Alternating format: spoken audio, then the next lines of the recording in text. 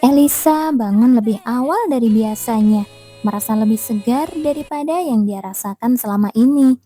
Akhir-akhir ini, tidak peduli berapa lama dia tidur, dia akan bangun dengan kepala pusing. Tapi hari ini berbeda. Dia merasa seolah-olah dia akhirnya mendapatkan istirahat yang dalam dan tanpa gangguan. Sambil meregangkan tubuh, dia mengayunkan kakinya dari tempat tidur dan mematung di tengah gerakan, lalu melompat kembali ke tempat tidur karena terkejut. Apa yang kau lakukan di sini? Aku sedang menunggumu bangun. Camilla duduk di kamarnya dengan tangan bersedekap dan menatap langsung ke arahnya. Kenapa kau ada di kamarku? Aku perlu menanyakan sesuatu padamu. Apa itu? Elisa tidak percaya. Apa yang mungkin begitu mendesak sehingga Camilla harus masuk tanpa izin di pagi hari? Meja rias itu, di mana kau mendapatkannya? Camilla menunjuk ke meja rias tua tempat hantu itu terikat. Desainnya sangat kontras dengan sisa ruangan lainnya. Tampak kuno seperti sesuatu yang dipungut dari tempat pembuangan barang bekas. Kenapa kau menanyakan hal itu? Apakah kau menemukannya di tempat sampah? Apa? Tempat sampah? Beraninya kamu. Elisa melompat berdiri, tangan dipinggul dan menyatakan, aku memenangkannya di pelelangan. Itu adalah meja rias milik Julia, aktris hebat. Dia merasa sangat bangga memenangkannya di pelelangan pertamanya. Itu membuatnya merasa dewasa dan berkelas. Julia? Nama hantu itu Julia. Tunggu, kau tidak tahu siapa Julia? Memangnya aku harus tahu? Bagaimana mungkin kau tidak tahu Julia? The Heart of Apple? Hah? Dia adalah aktris utama dalam sandiwara itu. Oh, jadi itu sebabnya wajahnya tampak familiar. Tanpa riasan, fitur wajahnya benar-benar berbeda. Dia adalah aktris legendaris. Elisa tampak sangat kesal karena Camilla tidak tahu siapa Julia. Kau benar-benar menyukai teater ya? Camilla berdecak saat Elisa berceloteh dengan antusiasme yang lebih besar dari biasanya. Meski begitu, kenapa kau menginginkan sesuatu dari wanita yang dibunuh? Bagaimana kau tahu dia dibunuh? Kau bahkan tidak tahu siapa dia tadi. Bagaimana menurutmu aku bisa tahu? Dia sendiri yang memberitahuku. Julia telah dibunuh 3 tahun lalu oleh seorang penguntit. Seseorang yang menyebut dirinya penggemar, tetapi sama sekali bukan. Meskipun penguntit itu telah ditangkap dan dieksekusi, keterikatan Julia yang tersisa pada dunia akting telah mencegahnya untuk pergi dengan tenang.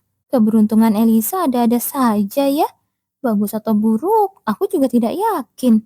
Julia telah terikat pada meja riasnya yang berlumuran darah yang tanpa sadar dibeli oleh Elisa di pelelangan. Apa Elisa akan senang mengetahui roh idolanya ada di dekatnya? Atau dia akan ketakutan? Apakah kamu bermimpi menjadi seorang aktris? Hah? Elisa menutup mulutnya dengan tangan, terkejut. Bagaimana Camilla tahu sesuatu yang tidak pernah dia katakan kepada siapapun? Apakah kamu ingin berada di atas panggung? Tentu saja tidak. Kamu yakin? Seorang wanita bangsawan berakting di atas panggung? Itu konyol. Benarkah? Meskipun menyangkal, mata Elisa yang bergetar mengkhianati gejolak batinnya. Aku pikir apa? Jika kau ingin berakting, aku bisa membantu. Apa? Elisa menatapnya dengan mata lebar, tidak mampu berkata-kata. Camilla mengalihkan pandangannya ke meja rias. Hantu itu mengatakan dia ingin berakting lagi untuk membawakan The Heart of Apple untuk terakhir kalinya. Andai saja keinginannya adalah sesuatu selain akting, Camilla tidak terlalu peduli untuk memenuhi keinginan hantu itu. Tetapi karena pernah merasakan sendiri tarikan akting yang memabukkan, dia tidak bisa sepenuhnya mengabaikan kerinduan Julia. Sekali kau mencicipi panggung, sulit untuk melepaskannya. Naik ke panggung itu tidak sesulit itu kok. Apa maksudmu? Tentu saja itu sulit. Ketertarikan Elisa terusik, suaranya meninggi. Camilla pun terkekeh. Aku berpikir untuk menyewa teater selama sehari. Menyewa seluruh gedung teater? Seperti yang kau tahu kan, aku ini kaya. Menyewanya tidak akan menjadi masalah. Dia bisa membeli seluruh teater jika dia mau. Tentu saja, tidak akan ada penontonnya. Mencampurkan aktris pemula seperti Elisa dengan hantu di atas panggung adalah satu hal. Tetapi melibatkan penonton atau pemain lain akan terlalu berisiko. Namun memberikan mereka berdua kesempatan untuk tampil tampaknya bisa dilakukan. Di atas panggung ya? Kenapa? Tertarik? Di atas panggung. Elisa mengulangi kata-kata itu. Matanya tampak linglung. Setelah jeda yang lama, dia akhirnya bertanya dengan ragu-ragu. Bisakah aku benar-benar berada di atas panggung? Tentu saja, tapi lawan mainmu akan terbatas pada satu orang. Siapa? Aku. Mata Elisa semakin melebar saat Camilla tersenyum.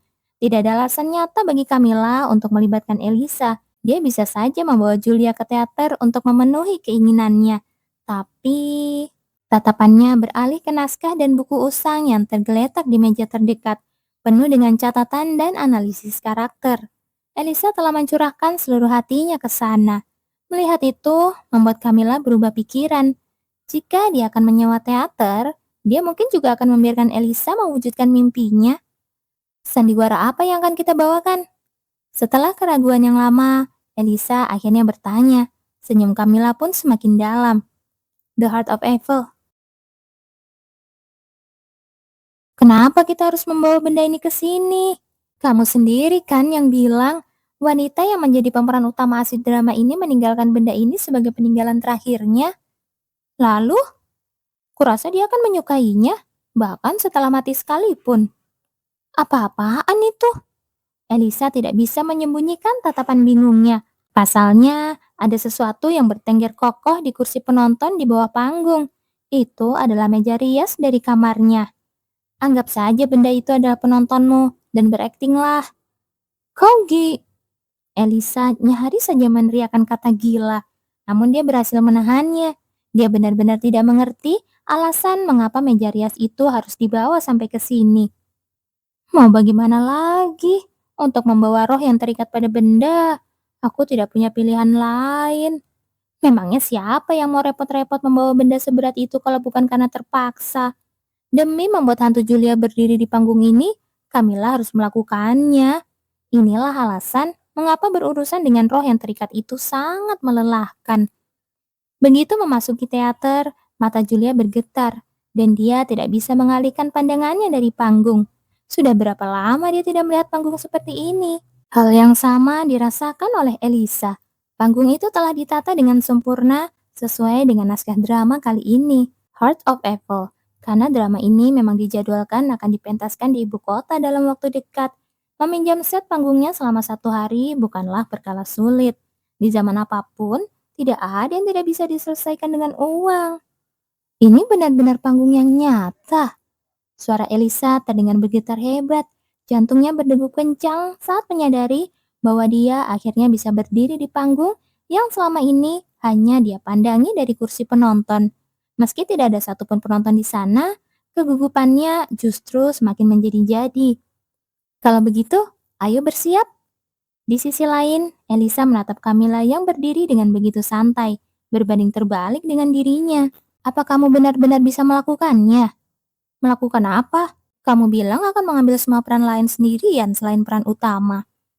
Camilla berkata dia akan memerankan semua karakter pendukung sendirian. Jumlah karakter dalam drama ini tidak sedikit. Bagaimana mungkin dia melakukannya? Tapi sepertinya dia memang mengerti soal acting. Selama beberapa hari terakhir, Camilla membantu mengawasi latihan Elisa. Berbeda dengan berlatih sendirian di depan cermin, berakting di depan orang lain untuk pertama kalinya terasa sangat canggung. Namun, Elisa segera melupakan segalanya dan mengerahkan seluruh jiwanya ke dalam akting tersebut. Awalnya Elisa curiga, memangnya dia tahu apa? Namun setelah mencoba mengikuti saran Camilla, dia merasa aktingnya menjadi jauh lebih nyaman. Kau tahu tidak berapa banyak orang yang membawakan tumpukan uang hanya untuk belajar akting dariku? Anggap saja ini sebagai sebuah kehormatan. Entah apa maksud ucapannya itu. Namun Elisa harus mengakui bahwa berkat bantuan Camilla, dia menjadi lebih percaya diri dengan aktingnya. Jangan cemaskan hal lain, fokuslah pada aktingmu sendiri. Setelah melihat Elisa mengangguk, Camilla menoleh ke arah Julia untuk terakhir kalinya, berharap keduanya bisa setia pada peran masing-masing tanpa memperdulikan hal lain. Camilla melangkah ke belakang panggung untuk berganti pakaian. Heart of Evil. Ada seorang wanita. Wanita yang selama 10 tahun merawat ibunya yang lumpuh sendirian. Suatu hari, sang ibu meninggal. Penyebabnya adalah asfiksia. Dia dibunuh. Pelakunya adalah putrinya sendiri. Akhirnya, persidangan untuk wanita itu pun digelar. Saya tidak bersalah. Maksudmu? Bukan kau yang membunuhnya? Tidak, saya yang membunuhnya. Namun, saya hanya mengabulkan permintaan ibu. Ibu, ibu memohon agar saya membunuhnya. Beliau memohon dengan sangat karena tidak ingin lagi menjalani kehidupan yang penuh penderitaan ini. Meski dialognya sama, gaya akting Elisa dan Julia sangat berbeda. Cara mereka membawakan dialog sangat kontras, namun keduanya memiliki daya tarik masing-masing. Julia memang aktris terkenal, jadi kemampuannya tidak perlu diragukan lagi. Yang mengejutkan adalah Elisa. Camilla sudah merasakannya saat latihan, tapi gadis ini benar-benar punya bakat. Tentu saja masih ada kekurangan pada pelafalan dan nada suara, namun dia melakukannya dengan sangat baik untuk seseorang yang baru pertama kali naik panggung. Namun, saat ini yang paling terkagum-kagum dalam hati adalah Elisa dan Julia. Camilla yang memerankan penduduk desa yang menjadi saksi di pengadilan benar-benar luar biasa. Setiap kali dia berganti karakter, ekspresi dan nada suaranya berubah seketika, membuat siapapun yang melihatnya akan berdecak kagum. Meski memerankan begitu banyak karakter sendirian, nafasnya tidak goyah sedikit pun. Terbawa oleh akting Camilla, Elisa dan Julia pun mengerahkan seluruh kemampuan mereka, menyatakan Anna Esnia tidak bersalah.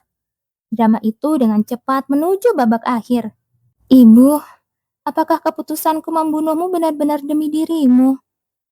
Apakah tangan yang mencekik lehermu ini benar-benar hanya untuk melenyapkan penderitaanmu? Apakah niat itu murni sebuah kebaikan? Hanya Tuhan yang tahu kebenarannya. Elisa naik ke kursi yang telah disiapkan dan melilitkan tali di lehernya. Julia pun berdiri di atas panggung terakhir yang sama. Tubuhnya tumpang tindih dengan tubuh Elisa. Suara kursi yang terjatuh terdengar bersamaan dengan lampu yang padam, menandakan tirai panggung telah ditutup. Seolah helaan napas panjang Camilla adalah sinyal lampu kembali menyala. Cukup melelahkan juga. Berdiri di panggung teater setelah sekian lama memang terasa berat. Namun berbeda dengan tubuhnya yang lelah, senyum tidak lepas dari wajahnya. Kepuasan karena telah menyelesaikan drama dengan baik. Bukankah ini alasan mengapa orang suka berakting? Setelah mengatur nafas sejenak, Camilla mendongak dan melihat Elisa yang masih berdiri mematung di atas panggung. Di sampingnya, dia juga melihat Julia yang tersenyum sangat puas, tidak jauh berbeda dengan dirinya sendiri. Senyum Julia semakin lebar saat matanya bertemu dengan mata Camilla. Kamu adalah partner paling hebat dalam hidupku. Setelah mengucapkan kata-kata itu, tubuh Julia perlahan mulai memudar. Terima kasih. Camilla terus memperhatikan sosok itu sampai benar-benar menghilang. Lalu dia perlahan mendekati Elisa. Kebetulan, Elisa juga sedang menatap Camilla. Berbagai macam emosi terpancar dari tatapannya. Apakah aku benar-benar baru saja menyelesaikan sebuah pertunjukan panggung? Hawa panas yang tidak dapat dijelaskan mulai naik dari ujung kakinya. Jantungnya berdetak lebih cepat dan dadanya terasa sesak karena emosi yang meluap. Getaran yang menjalar ke seluruh tubuhnya kali ini terasa berbeda dari kegugupan yang dia rasakan sebelum naik panggung. Tiba-tiba, sebuah tangan mengelus kepalanya dengan lembut. Kau melakukannya dengan cukup baik. Mendengar satu kalimat itu, ekspresi Elisa yang sempat terpaku perlahan berubah. Matanya mulai berkaca-kaca dan akhirnya dia pun menangis terseduh-seduh. Kak Camilla, makanlah ini. Kue stroberi. Aku membuatnya sendiri. Aku membuatnya sejak subuh tadi. Khusus untuk kakak. Kamu? Elisa agak berubah ya? Tidak. Sepertinya dia berubah banyak. Sejak pementasan drama di panggung hari itu, Elisa tidak mau lepas sedetik pun darinya. Dia seolah mati-matian ingin melakukan sesuatu untuk Camilla. Bahkan sekarang, dia membawakan kue seperti ini dengan mata yang berbinar-binar penuh harap. Katanya, kalau orang tiba-tiba berubah drastis, Ajalnya sudah dekat. Sambil membayangkan ada ekor yang bergoyang-goyang di belakang Elisa, Camilla mengangkat garpunya. Setidaknya, dia harus mencicipi satu suap demi menghargai usaha Elisa. Namun, ada orang lain yang lebih dulu menancapkan garpu ke kue itu. Tidak enak. Lelaki itu langsung mengerutkan kening setelah memakan satu suap. Tidak enak. Kenapa? Padahal aku sudah membuatnya dengan Bukan, bukan itu yang penting sekarang. Kenapa kamu yang memakannya? Itu kan untuk Kak Camilla. Kamu mendiskriminasi tamu. Aku juga tamu di sini. Kamu itu tamu kakakku, bukan tamuku. Elisa mendengus kesal dan merebut garpu dari tangan Arsian. Dia menggenggam garpu itu erat-erat, seolah benda itu adalah senjata ancaman sambil melotot tajam ke arah Arsian. Tentu saja, Arsian hanya mencibir melihat tingkahnya itu. Aku punya pertanyaan. Elisa mengangkat tangan yang masih menggenggam garpu tinggi-tinggi. Apa? Kapan kamu pulang? Sampai kapan kamu ada di sini? Alih-alih menjawab pertanyaan Elisa, Arsian malah menoleh ke arah Camilla. Camilla, kapan kamu pulang? Entahlah, entahlah. Arsian melemparkan jawaban yang sama persis kepada Elisa setelah mendengar jawaban Camilla. Hal itu membuat tatapan Elisa semakin tajam. Kakak masih mau main denganku lebih lama lagi. Bisakah kamu berhenti menempel pada kakakku sekarang juga? Hah? Sejak kapan aku jadi kakaknya? Camilla tercengang melihat Elisa yang berkacak pinggang sambil berteriak-teriak pada Arsian. Kakakku sudah punya orang lain yang dia sukai, jadi berhenti berharap dan pulanglah sana. Permisi, itu kan cerita zaman kapan? Dan apa dia tidak takut pada pria itu? Apa dia berani begitu karena ada Petro? Sikapnya saat menghadapi Arsian benar-benar sangat berani dan lancang. Camilla menoleh sedikit ke belakang dan ekspresinya kembali berubah menjadi heran. Sebab Petro sedang menatap Elisa dengan wajah yang sangat bangga. Bukannya melerai, dia malah mengirimkan tatapan penuh dukungan seolah berkata, "Bagus, lakukan lagi. Aku tidak akan memberimu makan lagi mulai sekarang." Wah, sampai mengancam pakai makanan segala. Benar-benar licik. Tentu saja Arsian menganggap Elisa tidak ada. Mau dia berisik atau tidak, Arsian pura-pura tidak melihatnya. Jadi, sekarang juga keluar dari rumah. Elisa, sudah cukup. Baik, benar-benar sulit untuk membiasakan diri dengan ini. Hanya karena satu kalimat pujian, Elisa yang tadinya tampak ingin marah, langsung tersenyum cerah dan mendekat dengan riang. Petro pun memperhatikan tingkah adiknya dengan takjub. Kakak, tinggallah di rumah kami lama-lama ya. Elisa menggandeng lengan Camilla dan menyadarkan wajahnya dengan manja. Melihatnya menggosokkan wajah sambil tersenyum lebar hingga matanya menyipit, dia tampak persis seperti anak kucing yang sedang mencari perhatian. Tatapan mata Elisa yang memandanginya terasa sangat familiar. Dulu, tatapan para penggemar yang selalu mengikutinya kemana-mana persis seperti itu. Apa aku terlalu bersungguh-sungguh dalam berakting? Mungkin karena sudah lama tidak naik panggung. Dia sendiri benar-benar menikmati akting itu tanpa memikirkan apapun. Ternyata, melakukan akting yang serius setelah sekian lama terasa cukup menyenangkan. Kakak, kamu gerah ya? Mau aku kipasi? Melihat Elisa yang tiba-tiba memegang kipas dengan mata berbinar, Camilla akhirnya tidak bisa menahan tawa.